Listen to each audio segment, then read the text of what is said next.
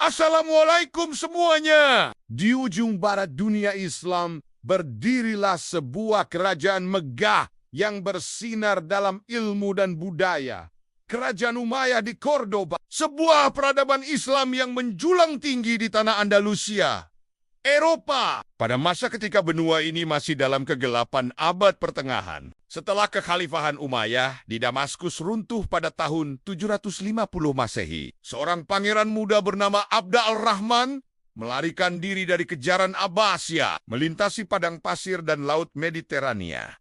Ia tiba di tanah yang kelak menjadi rumah baru bagi kejayaan Islam Andalusia. Pada tahun 756 Masehi, Abda al-Rahman mendirikan Emirat Cordoba. Di bawah kepemimpinannya, berbagai suku dan kelompok disatukan. Kota Cordoba pun bangkit sebagai pusat pemerintahan dan simbol kekuatan baru Islam di barat. Pada tahun 1929 Masehi, Abda al-Rahman III memproklamirkan dirinya sebagai khalifah.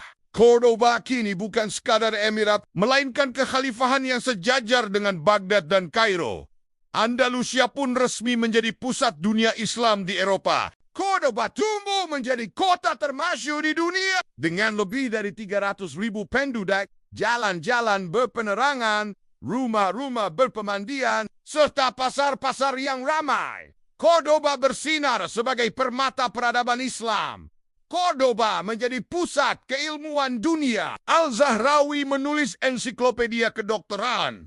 Ibnu Hazm menulis karya filsafat dan sastra. Toleransi antaragama memungkinkan kolaborasi antara Muslim, Yahudi, dan Kristen. Masjid Agung Cordoba adalah mahakarya arsitektur. Pilar-pilar melengkung, mosaik yang rumit, dan pencahayaan alami menjadikan bangunan ini sebagai simbol keagungan spiritual dan estetika. Di bawah pemerintahan Al-Hakam II, Cordoba mencapai puncak kejayaan. Ilmu berkembang, ekonomi tumbuh, dan masyarakat hidup dalam stabilitas dan kemakmuran. Namun, setelah wafatnya Al-Hakam II, konflik internal mengguncang kekhalifahan. Perebutan kekuasaan, pemberontakan militer, dan tekanan eksternal melemahkan Cordoba dari dalam. Tahun 1031, kekhalifahan Cordoba resmi runtuh. Wilayah Andalusia terpecah menjadi negara-negara kecil yang saling bersaing,